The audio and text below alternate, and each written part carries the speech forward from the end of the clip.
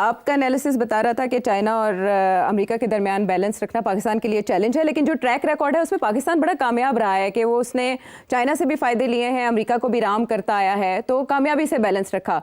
और अब क्या मामलात हो सकते हैं वो भी आपने बताया, लेकिन जब आपने इंडिया का तस्करा किया और आपने कहा इंडिया के लिए तो ये दोहरी मुश्किल है, उस दोहरी मुश्किल का इलाज लगता है कि भारतीय सरकार कुछ कुछ समझ रही है। स्पेशली जब चीन की जानिब से एक बड़े डैम का ऐलान किया गया, उसकी तामीर का ऐलान किया गया, तो हमने देखा कि भारत ने 2020 के बाद जो जहां जहां पाबंदियां लगाई थी, जहां जहां सख्तियां की थी चीन के साथ, वीज़े खोल दिए हैं। इसके अलावा जो सरमायाकारी पर सख्तियां की गई थी वो नरम करने का इंदिया दिया है। झुकाव नजर आ रहा है, मेल्टडाउन नजर आ रहा है जो इंडिया की पॉलिसी है रिलेटेड टू चाइना।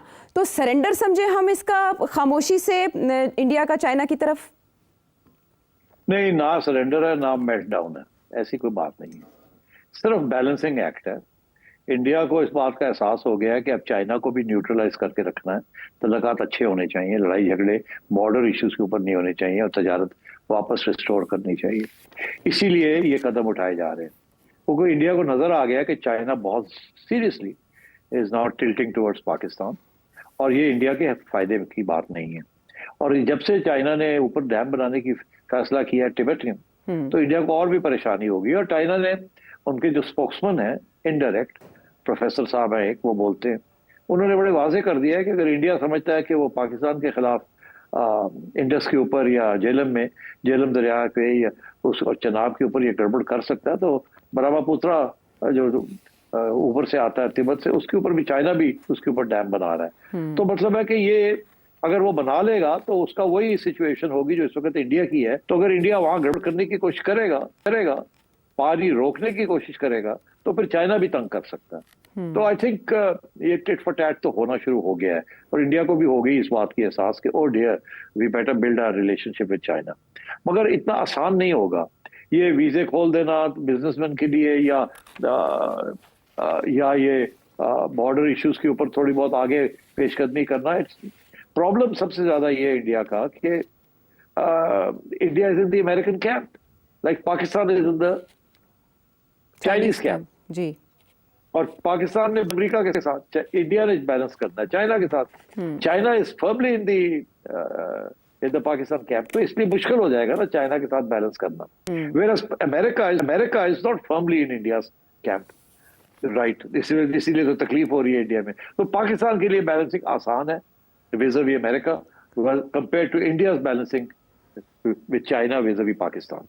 तो इसलिए I think Narendra Modi is in trouble, और इंडिया के अंदर भी बड़ी तनकीद होनी शुरू हो गई है नरेंद्र मोदी की। और आपने देखा वहां और भी अब इलेक्शन से पहले बिहार में और भी इश्यूज खड़े होने शुरू हो गए।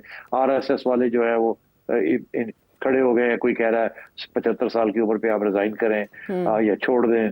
अब ऊपर से अब उनके वाइस प्रेसिडेंट जो है उसके साथ लड़ाई झगड़े शुरू हो गए हैं नरेंद्र मोदी साहब के, और क्योंकि उन्होंने ऑपोजिशन के लीडर को इजाजत दे दी to criticise Indian foreign policy, तो उसके ऊपर भी लड़ाई झगड़े हो गए हैं और वो रिजाइन करके चले गए हैं। और तो इस किस्म की चीज वहां आहिस्ता आहिस्ता उनका जो घर बनाया हुआ ना उन्होंने अथॉरिटेरियन, हाँ गरुंडा, वो क्रैक करना शुरू हो गया। उसके अंदर RSS के साथ क्रैक शुरू हो गए हैं, प्रेसिडेंसी में क्रैक शुरू हो गए हैं, फौज के साथ क्रैक शुरू हो गए हैं। फौज का मौकफ जो है वो नरेंद्र मोदी मानता नहीं है। उसने कोशिश की है कि सारी की सारा ब्लेम जो है वो जो फेलियर हुआ है सिंदूर का वो फौज के ऊपर डाले। फौज कहती है हमें तो जो आपने कहा था हमने वो किया, तो हमारी इसमें क्या गलती है, हम तो ये कह रहे थे, आपने ना हमें हथियार दिए, ना जहाज दिए, ना ये किया ना वो किया। तो बेसिकली अंदर डिविजन्स बहुत सी बढ़नी शुरू हो गई है। सो आई थिंक ये जो फैसला किया है जल्दी कि चाइना के साथ कुछ बात बना ले, ये इसीलिए किया है कि डोनाल्ड ट्रंप को सिग्नल देने के लिए कि भाई ऐसी भी क्या बात है, we don't take us for granted. Okay, और अगले साल ब्रिक्स भी होस्ट करना है, उसके लिए भी चाइना की रजामंदी चाहिए होगी, चाइना की, राइट। ठीक है, तो ये है इंडिया की इस वक्त मुश्किल जिसके लिए वो हल तलाश करने की कोशिश कर रहा है, और भी बहुत से सवाल नहीं मामला से जुड़े। एक ब्रेक के बाद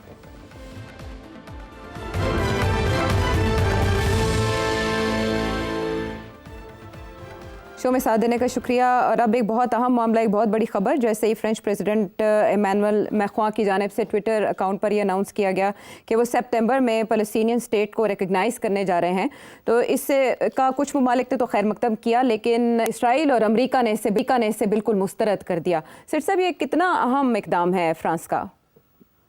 देखिए, इस वक्त सिचुएशन ये है कि 193 मुल्कों में से 147 ने ऑलरेडी पैलेस्टाइन को रिकग्नाइज किया हुआ है जी। अब G7 जो सबसे इंपॉर्टेंट कंट्रीज हैं उनमें से किसी ने नहीं किया था।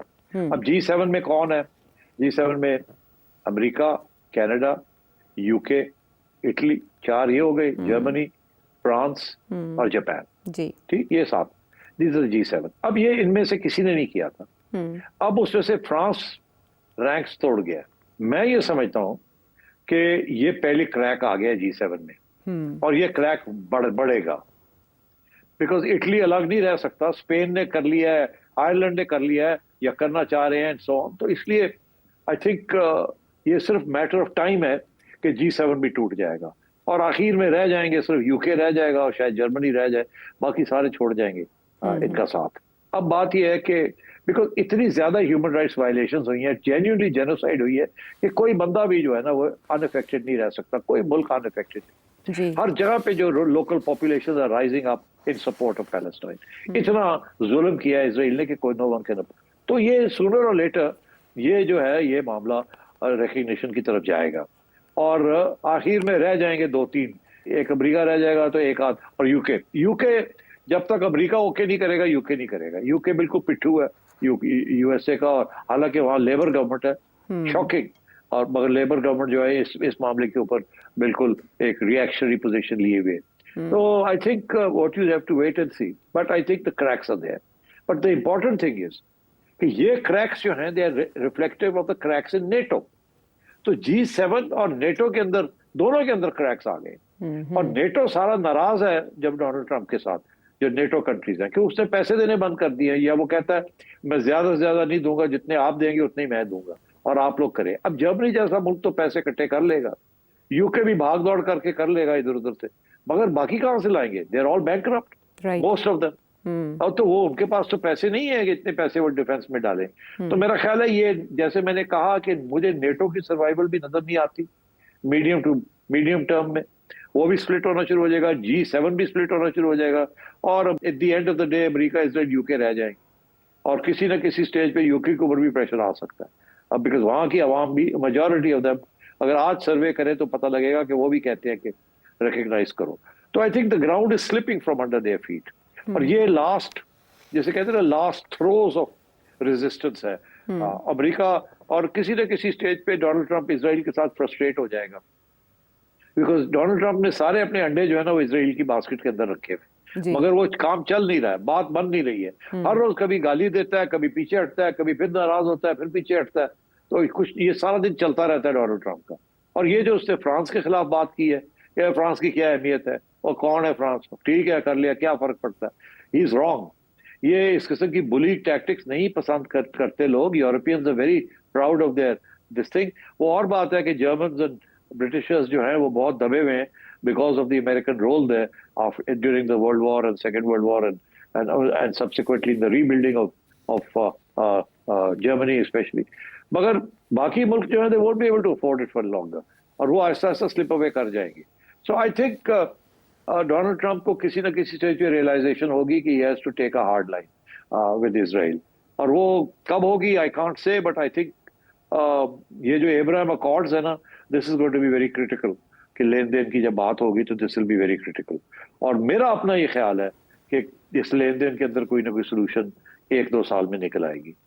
अच्छा सेठ साहब, जैसे आपने कहा कि पब्लिक ओपिनियन या सर्वे आया फ्रांस में सामने, और उसके बाद ये इकदाम सामने आया कि अभी हम मेयर लंदन सादिक खान, उनका भी स्टेटमेंट देख रहे हैं कि फौरी तौर पर तस्लीम किया जाना चाहिए फ़लस्तीनी रियासत को। इन हुकूमतों पर जो पब्लिक दबाव है वो असरअंदाज होकर इनको अपना मौक़िफ़ बदलने पर मजबूर कर सकता है, या इनका अमेरिका के साथ खड़े रहना इनकी मजबूरी है सर्वाइवल के लिए? देखिए, अभी तो इलेक्शन हुई है ना यूके में, अगर तो ये प्रेशर पहले आ जाता और ये इलेक्शन इशू बन जाता तो फिर मसला हल हो सकता था, मगर ये इलेक्शन इशू बना नहीं अनफॉर्चुनेटली।